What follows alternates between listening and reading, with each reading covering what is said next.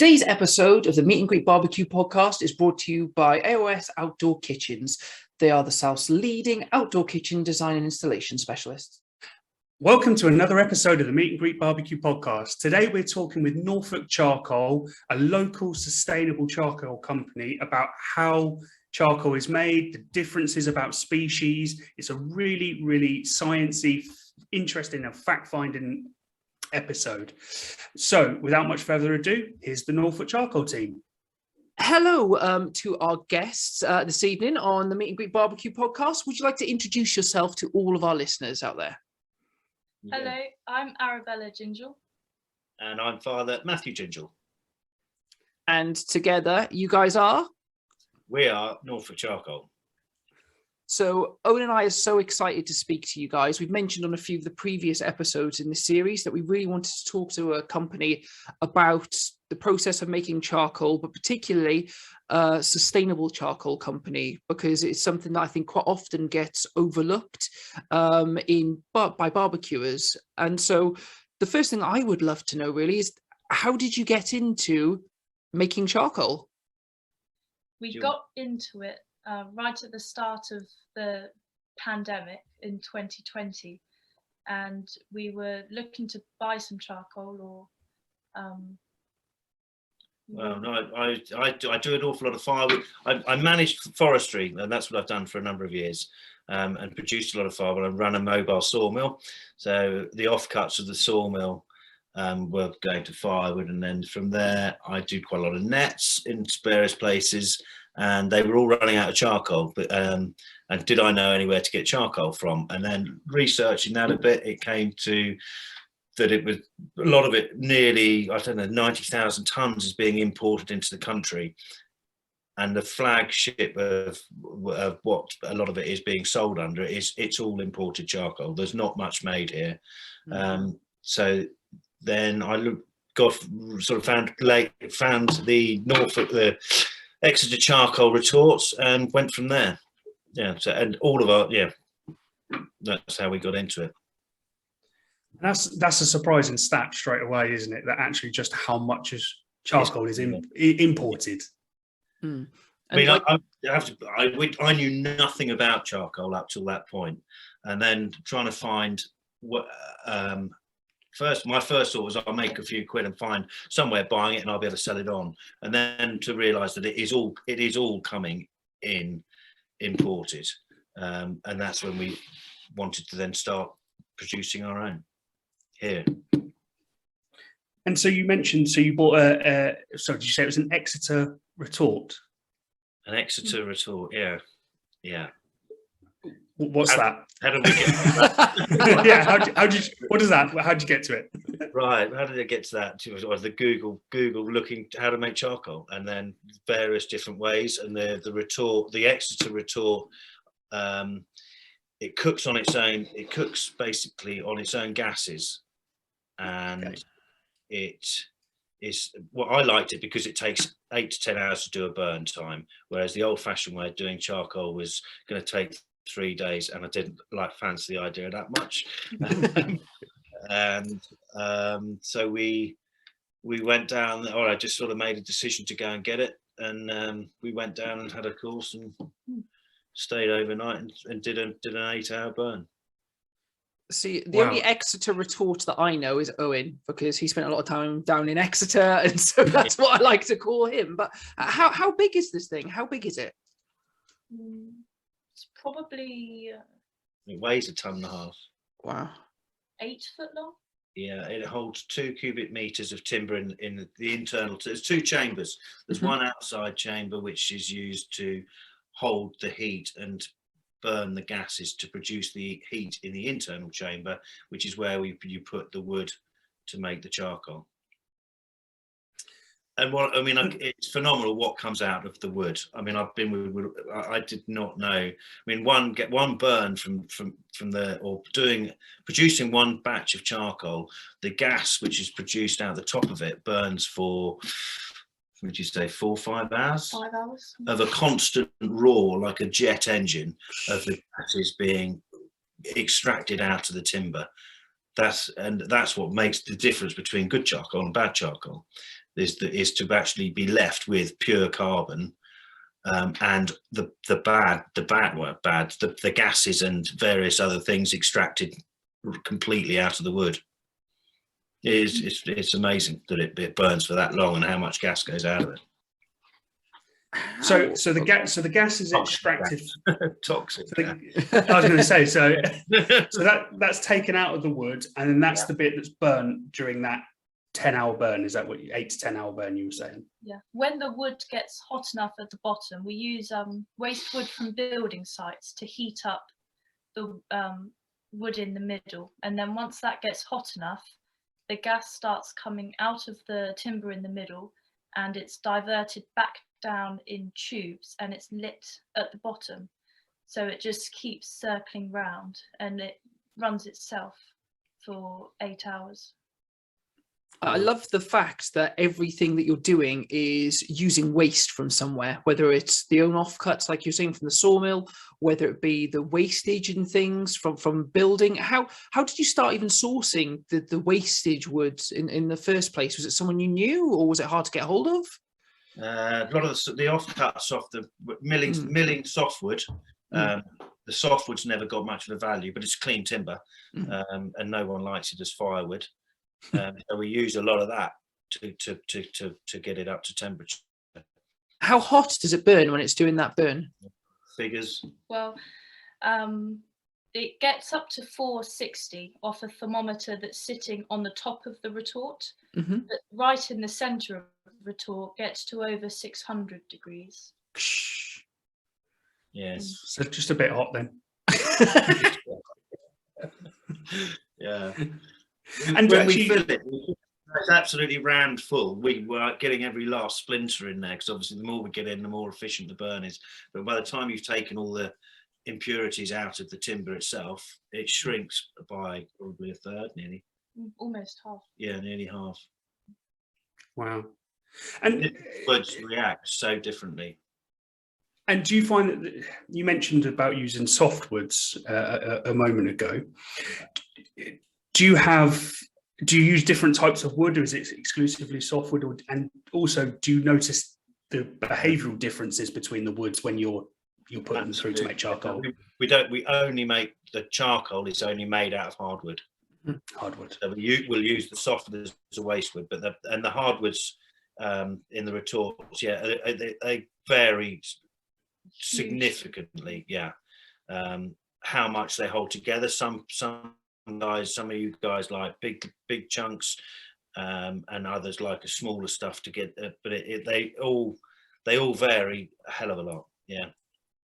So what do you prefer when you're cooking? Do you like the big lumps or an even? Yeah, me personally, I actually think I prefer a smaller lump. I was just saying to you before we officially kicked off the podcast that I had a bit of trouble, and that was using some really big lumps today. I think I'm more comfortable with a smaller lump. Yeah. Oak tends to go like that. It's really, really flaky, oak is, because all of the rings inside the wood disappear, which makes it really flaky, and it doesn't hold together, but it burns really hot. Yeah. The smaller stuff, you've got more oxygen around it, so it needs oxygen to burn. Yeah. And I suppose actually, I suppose you find with most smaller charcoal at the bottom of the bag, it's almost sort of dust, isn't it? I suppose that's like you were saying with oak, where it starts to break down and become flaky. Yeah, it just the only complaint I've ever had is that there's been too much dust at the bottom of a bag, so we try and take that out. And ideally, it's another product which we can use, biochar and such like. It can be used elsewhere. Yeah, but to try and get a uniform size. Some different species actually stay together and hold together, but it burns brilliantly. So no, they all vary. They all do really vary, and the amount of gas in them. And do you know what? On that point, someone who works in the gardening industry, if people don't understand what biochar is, it's just another way that you can make this even more sustainable, as biochar is a fantastic ingredient to add to soil for growing and things as well. I know a number of companies that actually run in that regard, kind of using biochar and going into how it kind of replaces a lot of the carbon that's been kind of, what's the word, like putting more into the soil and making it more nutrient heavy. So again, it's just another way that it's sustainable and giving back. Yeah, because you're directly taking pure carbon and putting it into the ground. Mm-hmm. And then once it's in the ground, it's basically there for thousands and thousands of years, permanently under.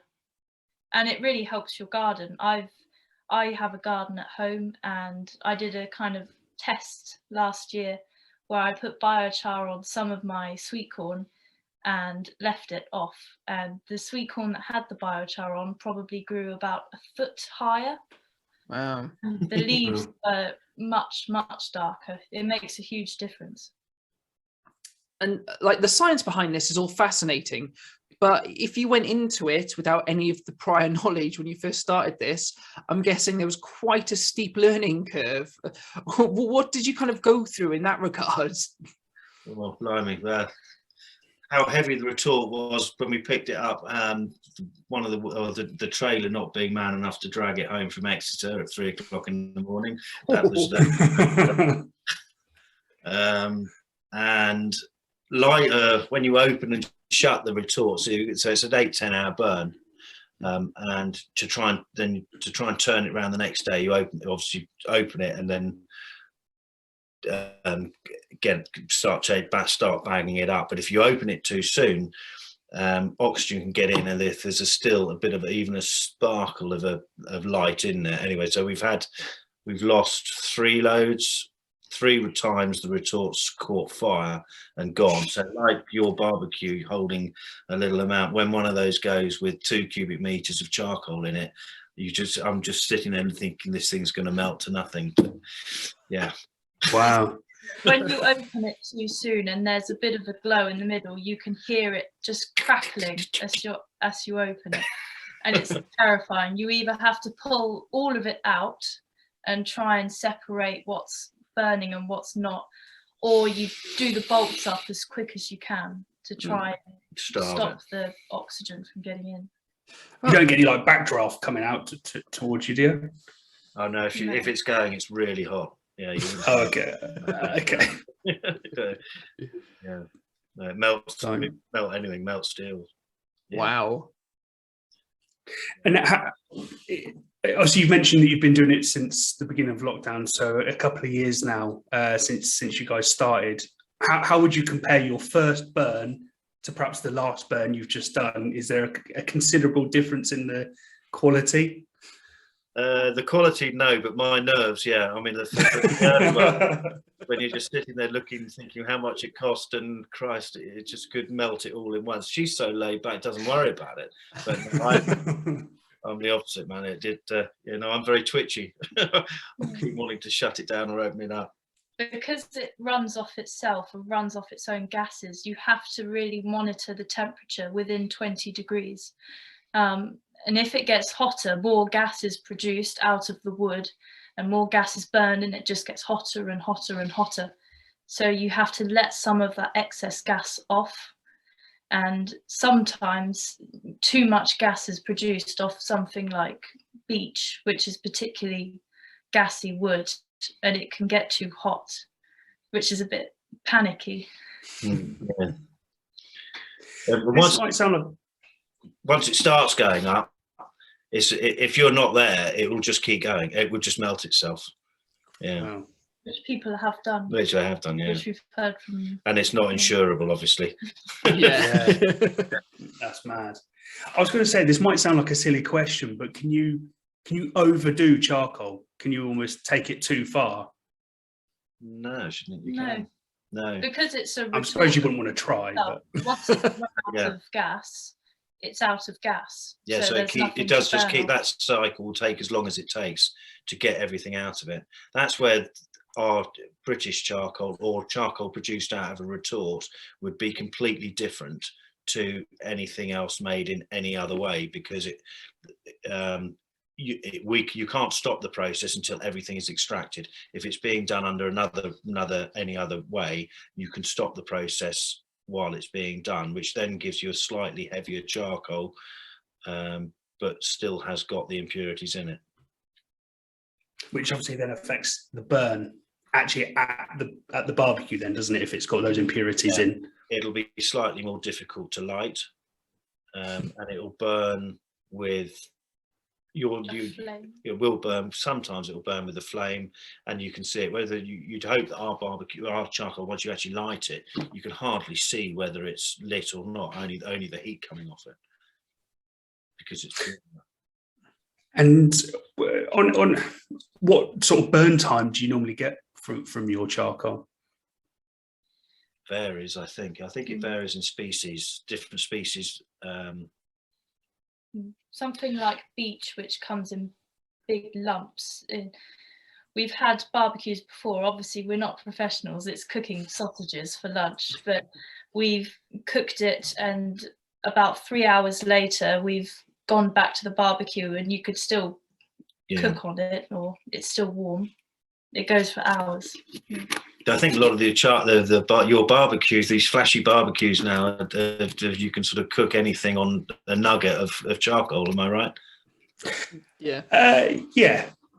So, well, one of the ones, I've got a Weber Smoky Mountain, and I chose to go for the biggest one, which it does drink charcoal. I mean, it does last. I can get.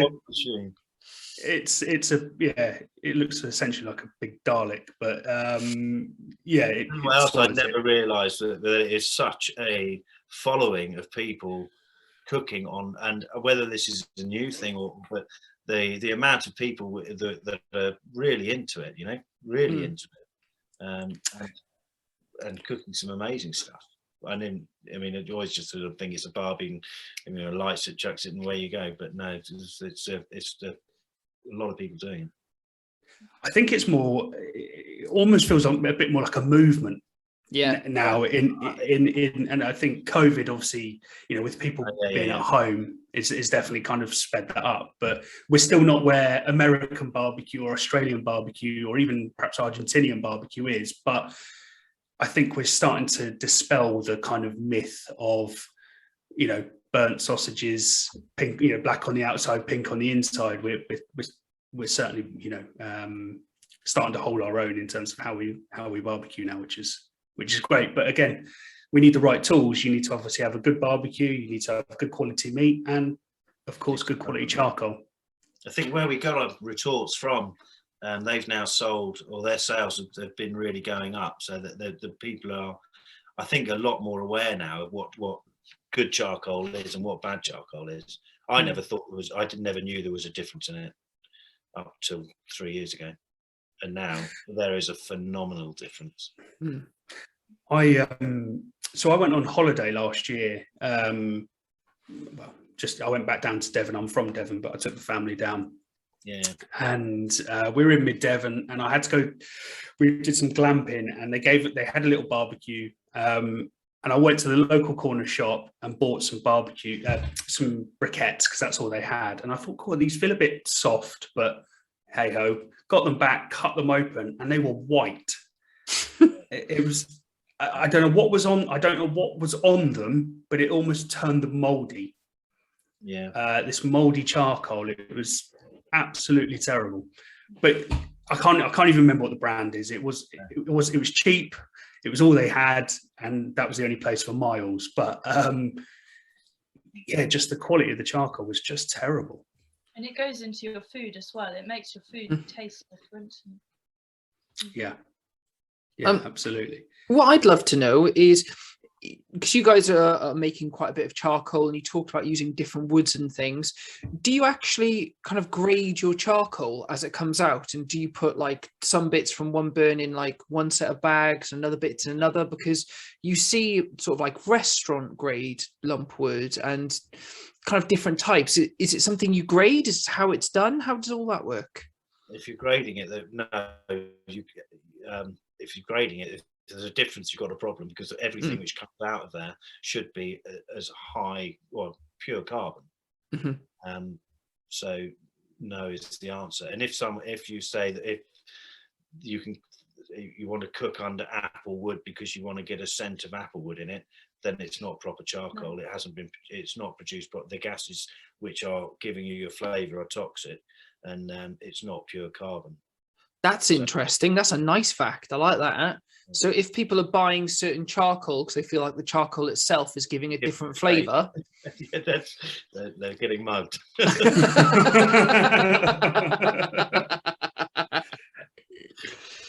I like that. Like some UK companies buying over citrus wood from Spain or wherever, and it doesn't make a difference to how it tastes. The charcoal itself might have a different structure, but probably not different enough to warrant shipping it over from abroad. The burn times will vary, but not carbon is carbon, and it's the density of it. So a slow growing wood timber in a hazel or something like that, it's dense, so it's going to be more carbon compacted in that certain area, so you're going to get a longer burn off a smaller piece of wood, whereas your faster growing chestnuts will burn quicker, but they will give a really even, quick burn. They do really really vary. But it's interesting, like not you said, flavour-wise. Not flavour-wise. That's a complete myth. Yeah, carbon's carbon. There we are. If you've been looking or thinking about an outdoor kitchen, then look no further than AOS Outdoor Kitchens. They are the South's leading outdoor kitchen design and installation specialists. Their extensive showroom is based just outside Bournemouth on the Dorset-Hampshire border, and as well as numerous in-store displays, also features a live outdoor kitchen where they cook every week on Kamado grills, pizza ovens, and all filmed and shown on YouTube. They offer a wealth of knowledge on how to transform your patio into the most incredible outdoor dining area, with styles and options to suit every budget, and you can guarantee they will be able to create something perfectly suited to you and your home. They stock and supply everything that you're going to need for outdoor cooking, including barbecues, Kamado ovens, pizza ovens, outdoor fridges, and every accessory that you would need to become the ultimate outdoor chef. So if you want to make yourself the envy of your friends and neighbours, get in touch with them today to arrange a consultation and take the first step in transforming your back garden into the most incredible entertainment space. Visit aoskitchens.co.uk. You've heard it here first. So what's kind of next for you guys as a business? What are your hopes? You've obviously just mentioned that the barbecue movement is getting bigger. Are you hoping to kind of get yourselves out there, become more known? Wherever we've been with it and dropped a bag off and said, "Oh, do you want to try?" A lot of farm shops are on the Norfolk coast. Wherever we go, it's wanted. It's taking it up from it's the level we're at the moment. The next stage up is quite big, and it would be running a lot more machines. Obviously, dealing direct with the customer is where we'd like to go.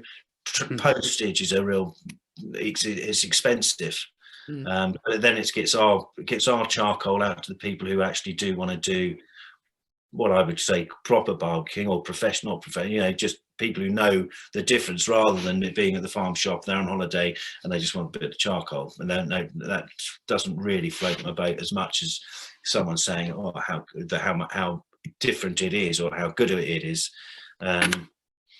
So that's the side of the business we'd like to grow. Yeah. And I noticed something on your website. Don't you do like a taster day to actually come and learn how to do charcoal? Yeah, we did. We did it last year. It was quite fun. We had probably about 7-ish people come over, and each time, yeah, we did the burn itself, and we also had the other retort being unloaded and bagged up and then reloaded, so it would give people the experience of how to make charcoal, seeing the end result. Yeah, so To be honest, it was time, and but if any of your listeners want to come and have a day and see what we do and see the timber going in, that's what I find it quite interesting. If I know that I've got a bit of oak in one corner or a bit of something else, and then to see that come out. Willow, artists have asked us, can you do a willow stick, and you put that in. When that comes out, it holds together like a pencil. They're all so different, as they are when they grow. Well, to me they are anyway. You look at different trees and they all look completely different. And are you planning another one for this year? I mean, I'd like to come. I think probably me and Dan would definitely like to come. Maybe some of our listeners, but obviously hence why we wanted to get you on the podcast, because we're quite interested in that process. Are you planning to do another one this year? We haven't really thought about it, but we hadn't planned, but we'd be if there was an open interest, to do anything. if there was an interest, and you guys thought that, and if there was people who wanted to come, we'd do it. Yeah, I think there was. I think there'd be a big interest, particularly kind of with people hearing more about you and maybe seeing you a bit more in the community. People are very interested in charcoal, and people spend a lot of time trying to find what they call the right charcoal for them. But the opportunity to actually see it be made properly, I think a lot of people would bite your arm off to come and have a look. Yeah, it's interesting. Yeah, definitely. When we first went over and bought the retort down in Exeter, and we were just taught how to use the retort. That was really interesting. Yeah, it's completely new, isn't it? I never had any idea how it was made at all. Yeah, it is fascinating how it's made. Yeah, as I said, it's something that we're definitely interested in, and just the pure heat and the flames, and the whole thing's glowing at you and roaring at you off timber. That's what fascinates me. It's just what comes out of wood, the amount of gas. So yeah, the theatrics of it. That sounds really interesting. And you mentioned about potentially having to get more machines if you wanted to, obviously, look at upscaling. Are they quite? Not that we're looking to do it ourselves, but are they quite easy to get hold of, these retorts? Are there many around, or is it something that's quite a niche specialist thing? They've made about 50 now. There may be a bit more, 50 or 60 they've made, and they've gone worldwide. A lot. Biochar we briefly touched on earlier, but there's been quite a few go to Spain or various places around the world purely for the biochar, and I think they were designed to produce biochar, but the charcoal's taken over. They will be, but would I look to buy any more? I'd like to maximise what we've got. At the moment, we're filling our orders, and it's going well. But yeah, if we needed to get bigger, we would do. Yeah. And is it something that you're doing all year round? Are you literally burning that thing all year round? Good question, but we're not. No, at the moment it just works in well. Well, we try and get a bit of a stock up for going into summer. I think we've got a couple of them, and then through the summer months it's easier, and we do it more then. I'm assuming is your interest down in winter? Putting dry timber in it makes a difference. If you put wet timber into a charcoal machine, it pulls the moisture is pulled out of it relatively quickly, which then breaks down the wood more. So if you use dry timber, the charcoal is of better quality at the end. So really, I process as much as I can to keep dry timber going into it. That makes a difference to the quality of the charcoal as well. And is that one of the reasons perhaps why you don't do it during winter, just keeping it dry, or? Days are shorter. It's a miserable job outside. It's a job in the summer. Yeah, that's fair enough. Yeah. Fair enough. So outside of obviously making charcoal, I think you've mentioned that you do some barbecuing. Is that something that you do much of yourselves? I've got to play it with a straight bat. No, it's not. Okay. I'm no chef. I'm not great in the kitchen. I suppose no, I don't. But would I like to do more? Possibly so. But no, I'm not a great user. I suppose it's a bit like a busman's holiday for you. If you're making all the charcoal all the time, the last thing you want to do is then burn it again. Do you know what I mean? Yeah. So I can understand that completely. Well, we do this thing on the podcast called the Barbecue Bingo, where we get guests on and we spin a wheel and we ask them to go away, and if they get a chance, to cook it and have a go.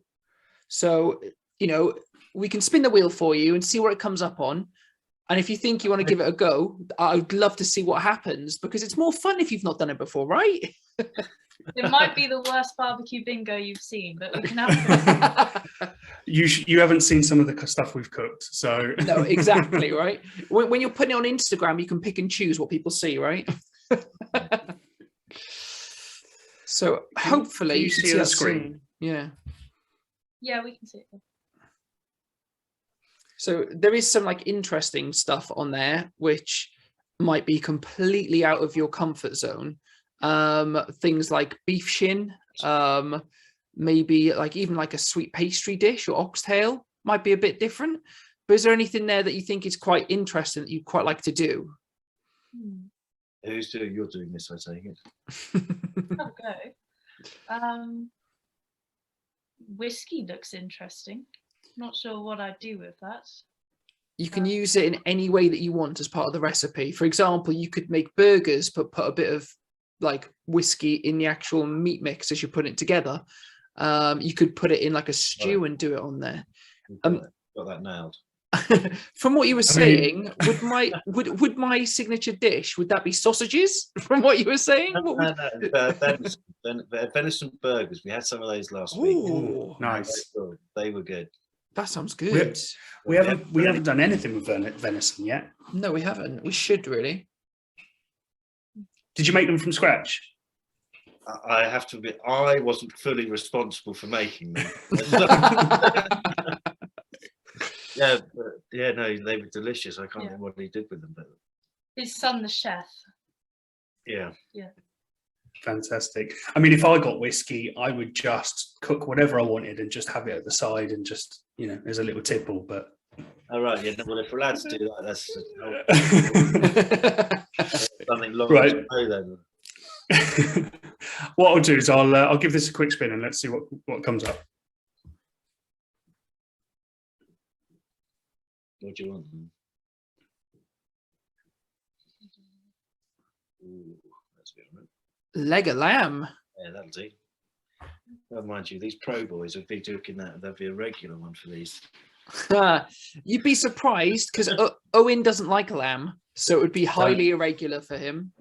I've never cooked leg of lamb myself. We'll give you a little demonstration how to do it. Yeah. Yeah, please. I did a lamb shoulder for New Year's Eve, and well, it didn't get eaten, so I don't think it was that good. Right. What's your thoughts on a bit of leg of lamb? Where do you first go to? We have our own lambs. We normally get a couple of bottle lambs every year and raise them, and it's delicious. I don't know why you don't like it. It's lovely. I agree wholeheartedly. It's great stuff, lamb. Yeah. I really want to, because some of the recipes and some of the cooks I've seen with lamb are just amazing. They look amazing. They smell nice. I just don't like the taste. I love the mint sauce going with it. Yeah. Yeah, I did a butterflied leg of lamb last year. That was phenomenal. So I'd never had it butterflied before, and that was absolutely gorgeous. I always find doing it on the barbecue just gives lamb an extra dimension. I'm looking forward to seeing how I get on with it. How did I cook it? So I cooked that. I kind of used I've got a monolith Kamado, one of the big like ceramic barbecues, so it holds the heat very well. So for that I ran it at about 160, and I can't remember what internal temperature I took it to, but I just kept checking the internal temperature, and it was on for a few hours, but it was absolutely gorgeous, still pink in the middle, which is what I like.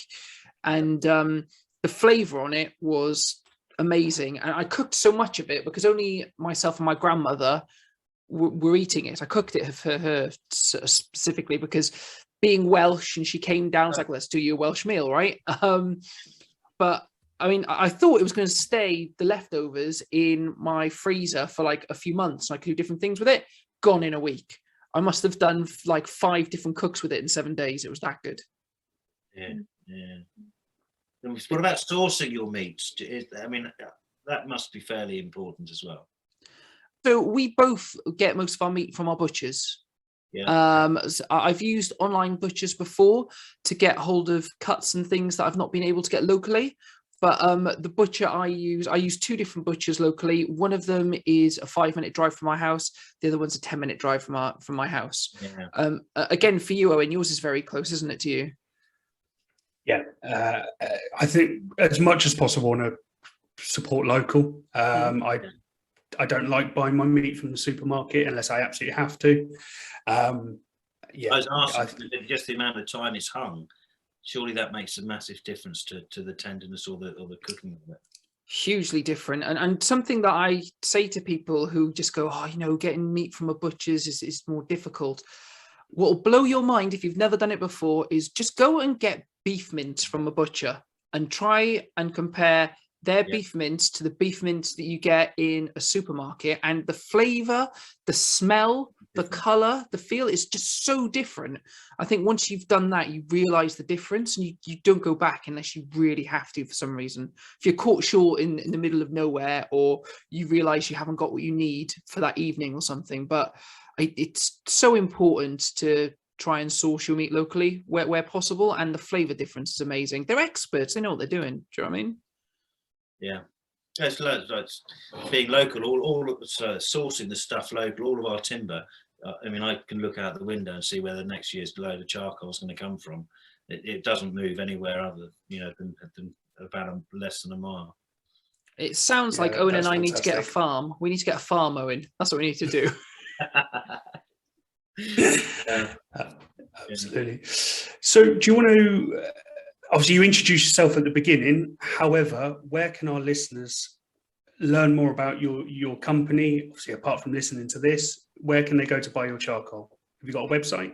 We've got a website, yeah. It's www.norfolkcharcoal.com, and we have an Instagram page as well, which is just Norfolk Charcoal, and Facebook as well, which is also Norfolk Charcoal. Fantastic. Again, thank you so much for coming on to the podcast. We really appreciate it. Yes, we'd love, we'll order some charcoal, and it'd be great to test it. And thank you so much. Well, thank you very much, guys, for coming on to the show. Cheers. Yeah, thanks. Have a good one, guys. Cheers. Bye. Bye. Bye-bye. Well, that's another episode of the Meet and Greet Barbecue podcast. Thank you so much to Arabella and Matt from the Norfolk Charcoal Company. It's been great speaking to you and learning all about the process of making charcoal. Thank you so much for listening to us. If you're interested in finding more about us and what we're doing, you can Google Meet and Greet Barbecue Podcast. You'll find our website, all of our social media channels as well. And if you go into our website, we have a new merch store that we'd love you to go and have a look at what we've got. We have t-shirts, aprons, mugs. It's great. If you like us, we'd love you to get involved and also post pictures of anything you get from us. It'd be fantastic to see that. You can also get in contact with us if you've got any questions or anything. You can do it through the website, or you can message us directly through our Instagram accounts. Finally, also, if you want to support us in a different way, we do have a buy us a coffee option on our website. If you'd like to donate something, and any money that comes through that, we'll put straight back into the show. And until next time, keep on grilling. Today's episode is brought to you by AOS Kitchens, the South's leading outdoor kitchen design and installation specialists.